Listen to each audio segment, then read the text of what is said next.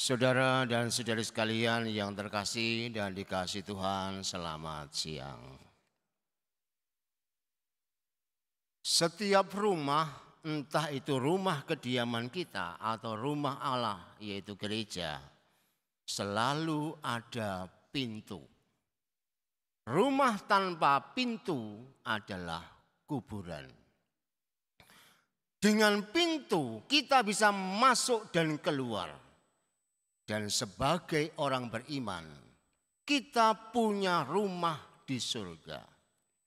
Persoalannya adalah, mana pintunya supaya kita bisa masuk rumah abadi kita di surga? Mari kita merenungkan 3 hal berikut supaya pertanyaan ini mendapatkan jawabannya. Yang pertama, pintunya satu dan sempit. Kitab suci hari ini hanya menyebut untuk masuk surga harus melalui pintu. Pintunya hanya satu, tidak ada pintu belakang atau pintu darurat. Pintunya juga sempit, oleh karena itu masuknya sulit. Salah masuk kita akan mati terjepit. Yesus hanya meminta supaya kita berjuang melalui pintu yang satu dan sempit itu. Persoalannya adalah, siapa yang pernah tahu surga? Anda semua yang hadir di sini pernah tahu surga? Ada yang tahu? Ada atau belum? Kalau belum, gimana mau lewat pintunya? Belum tahu surga tapi mau melewati pintu toh. Nah, kita ini seringkali konsepnya jelas, untuk masuk surga harus lewat pintu. Tetapi kita juga tidak tahu surga itu seperti apa. Gimana kita bisa melewati pintu?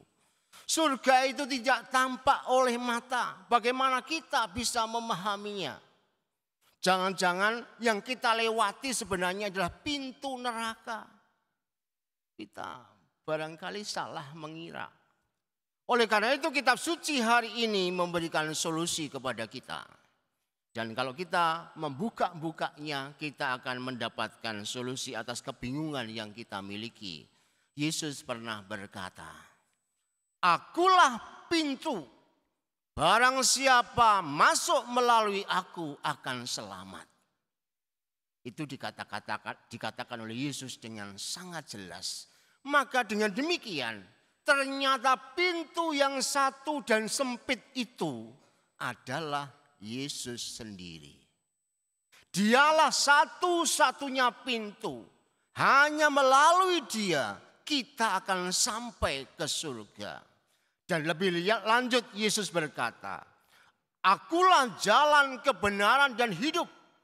Tidak seorang pun dapat datang kepada Bapa kalau tidak melalui aku." Seperti yang diungkapkan dalam bait pengantar Injil tadi. Dengan demikian, Yesus tidak hanya menunjukkan bahwa dirinya adalah pintu, tetapi juga menunjukkan cara menggunakannya. Moga-moga bayangan kita semakin konkret, jadi jangan membayangkan pintu surga itu kayak apa, langsung kita tembak. Ternyata pintunya adalah Yesus. Sekarang mari kita masuk ke bagian yang kedua, mengikuti Yesus. Kalau pintunya adalah Yesus, jalannya juga Yesus, apa yang kemudian kita lakukan secara konkret supaya kita bisa memasuki surga? Yesus sekali lagi memberikan solusi kepada kita. Dia berkata, "Barang siapa mau mengikuti aku, ia harus menyangkal dirinya, memikul salibnya setiap hari dan mengikuti aku." Inilah 3 syarat penting untuk lolos melewati pintu yang satu dan sempit itu, yaitu menyangkal diri, memikul salib, dan mengikuti Yesus. Untuk sederhananya mungkin dikatakan demikian. Anda mengenal oplas? Oplas, operasi plastik. Nah, kayak hidung-hidungmu itu loh. Sulit sekali, jadi oplas itu ya. Nah, kata-kata Yesus hari ini sebenarnya operasi plastik yang sesungguhnya dalam hidup rohani. Kenapa demikian? Karena di situ kita diajak untuk menyangkal diri, memikul salib dan mengikuti Yesus. Itu berarti keinginan daging kita diganti dengan keinginan Tuhan. Kehendak ego kita diubah dengan kehendak Tuhan. Suara yang kita dengarkan bukan lagi suara setan, tetapi suara Tuhan. Dan tolak ukur seluruh hidup kita adalah hidup Yesus sendiri.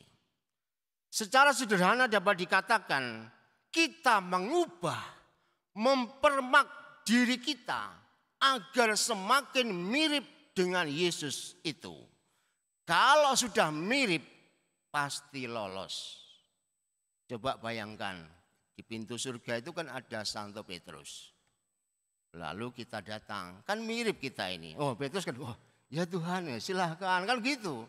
Coba kalau seperti Anda nggak mirip, ya nggak bisa lolos kan gitu. Gampangannya kan begitu. Karena kita mirip, Petrus yang memegang kunci surga langsung mempersilahkan kita. Silahkan lewat, silahkan lewat.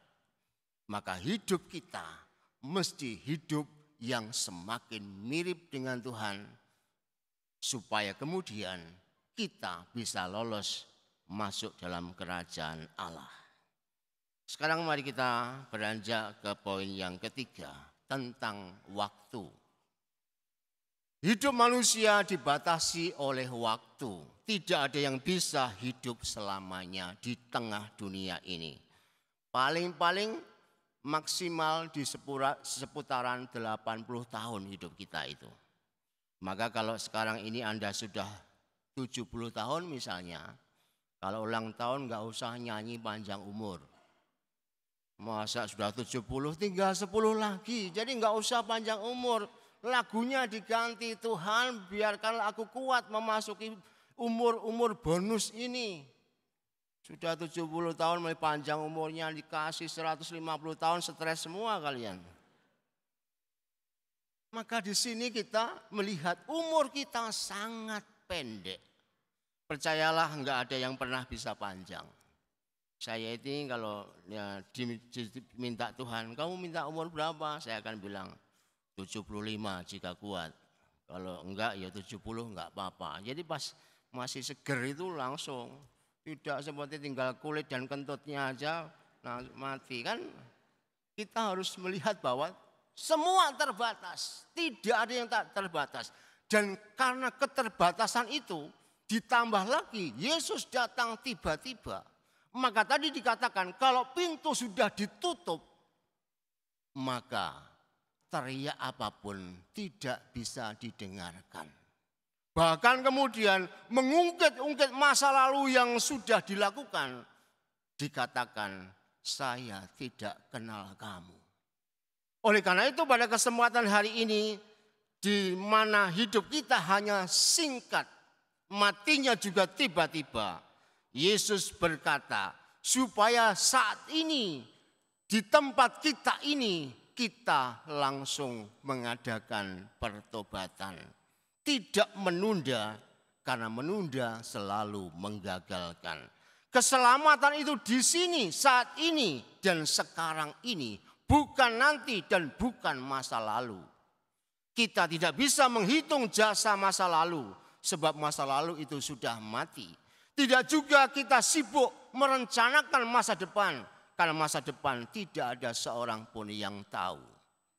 Maka kemudian Yesus mengajak kita untuk hidup secara konkret dan bukan dalam khayalan. Saat ini dan ingatlah waktunya sangat terbatas. Santa Teresia dari Avila menasihatkan kepada kita, berpikirlah bahwa hari ini adalah hari terakhir bagimu, supaya kamu bertobat dan masuk surga. Jadi misalnya sekarang ini kita ada di sini, bayangkan ini hidup kita yang terakhir. Jangan membayangkan besok, kita nggak tahu tiba-tiba jam 12 malam nanti langsung Umat MKK yang jam 11 misa mati semua, kan nggak tahu. Tuhan tidak pernah bisa diatur-atur tentang hidup. Yang jelas hidup kita singkat. Dan dalam hidup yang singkat itu berusaha untuk menyangkal diri, memikul salib dan mengikuti Tuhan. Hanya dengan cara kita menjadi mirip dengan Tuhan dan tidak menundanya, maka kita akan menjadi orang yang selamat. Oleh karena itu mari kita dengarkan sabda Tuhan hari ini. Supaya kita memiliki perubahan hidup. Silahkan mempermak hidup masing-masing. Supaya menjadi mirip dengan Tuhan. Sebab hanya dengan cara demikian kita akan pantas memasuki kerajaan Allah. Tuhan memberkati.